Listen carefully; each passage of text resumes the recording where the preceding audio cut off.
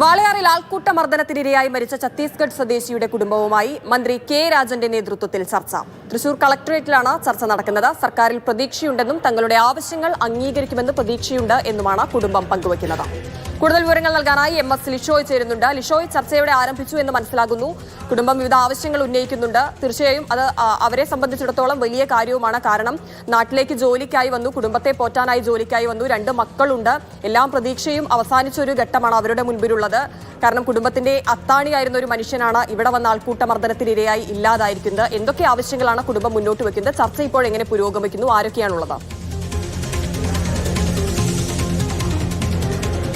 മന്ത്രി കെ രാജൻ, അതുപോലെ തന്നെ തൃശൂർ ജില്ലാ കളക്ടർ അർജുൻ പാണ്ഡ്യൻ ഉൾപ്പെടെയുള്ളവരാണ് ഈ ചർച്ചയിൽ പങ്കെടുക്കുന്നത്. അതായത് സംസ്ഥാന സർക്കാരിൻ്റെ പ്രതിനിധികളായാണ് കളക്ടറും മന്ത്രിയും പങ്കെടുക്കുന്നത്. അതായത് ഈ ആൾക്കൂട്ട മർദ്ദനത്തിൻ്റെ ശേഷം, മരണം സംഭവിച്ചതിന് ശേഷം അദ്ദേഹത്തിൻ്റെ മൃതദേഹം നേരെ തൃശൂർ മെഡിക്കൽ കോളേജിലേക്കായിരുന്നു പോസ്റ്റ്മോർട്ടം നടപടികൾക്കായി കൊണ്ടുവന്നത്.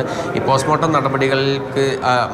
പോസ്റ്റ്മോർട്ടത്തിൽ തന്നെ കൃത്യമായി വലിയ ക്രൂരമായ മർദ്ദനമേറ്റിട്ടുണ്ട് എന്നുള്ള കാര്യം വ്യക്തമാവുകയും ചെയ്തിട്ടുണ്ടായിരുന്നു. എന്നാൽ ഈ അദ്ദേഹത്തിൻ്റെ മൃതദേഹം ഏറ്റുവാങ്ങുന്നതിന് വേണ്ടി കുടുംബം തയ്യാറായിരുന്നില്ല. അതിന് കാരണം എന്ന് പറയുന്നത് കൃത്യമായി ഈ കുറ്റക്കാർക്കെതിരെ നടപടിയെടുക്കുക, കൂടാതെ ഈ കുടുംബത്തിന് അർഹമായ നഷ്ടപരിഹാരം നൽകുക എന്നുൾപ്പെടെയുള്ള കാര്യങ്ങൾ ചൂണ്ടിക്കാണിച്ചുകൊണ്ടാണ് ഈ കുറ്റക്കാർക്കെതിരെ കർശനമായ നടപടിക്ക് വേണ്ടിയുള്ള നടപടികൾ ഇതിനോടകം തന്നെ ആരംഭിച്ചിട്ടുണ്ട് എന്ന് ഇന്നലെ നടന്ന ചർച്ചയിൽ ഈ കുടുംബത്തോട് ഈ സംസ്ഥാന സർക്കാരിൻ്റെ പ്രതിനിധികളായി ഇന്നലെ ചർച്ചയിൽ പങ്കെടുത്തത് പാലക്കാട് RDO ആയിരുന്നു, ഇന്നലെ അറിയിച്ചിരുന്നു. പക്ഷേ കൃത്യമായ ഒരു രേഖാമൂലമുള്ള ഒരു ഉറപ്പ് ഈ നഷ്ടപരിഹാരത്തിൻ്റെ കാര്യത്തിലായാലും അടിയന്തര ധനസഹായത്തിൻ്റെ കാര്യമായാലും ഒന്നും തന്നെ കൃത്യമായൊരു രേഖാമൂലമുള്ള ഉറപ്പ് ഈ കുടുംബത്തിന് ലഭിച്ചിരുന്നില്ല. ഇതേ തുടർന്ന് ഇന്നലെ രാത്രിയും പ്രതിഷേധം തുടർന്നു. ഇന്നിപ്പോൾ രാവിലെ 9 മണിയോടുകൂടി ഈ തൃശൂർ കളക്ടറേറ്റിലാണ് ചർച്ച പുരോഗമിക്കുന്നത്. കുടുംബത്തിൻ്റെ ആവശ്യങ്ങൾ അനുഭാവപൂർവ്വം പരിഗണിക്കും, അത് കൃത്യമായ ഉറപ്പുകൾ മന്ത്രി എന്നുള്ള നിലയ്ക്ക് സംസ്ഥാന സർക്കാരിൻ്റെ ഭാഗത്തുനിന്ന് നൽകുമെന്നുള്ള ഒരു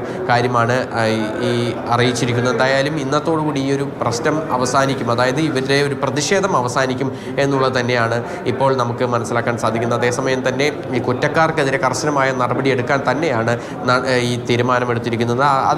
നടപടികളുമായി പോലീസ് മുന്നോട്ട് പോകുന്നതിനിടയിലാണ് തൃശ്ശൂരിൽ ചർച്ച നടക്കുന്നത്.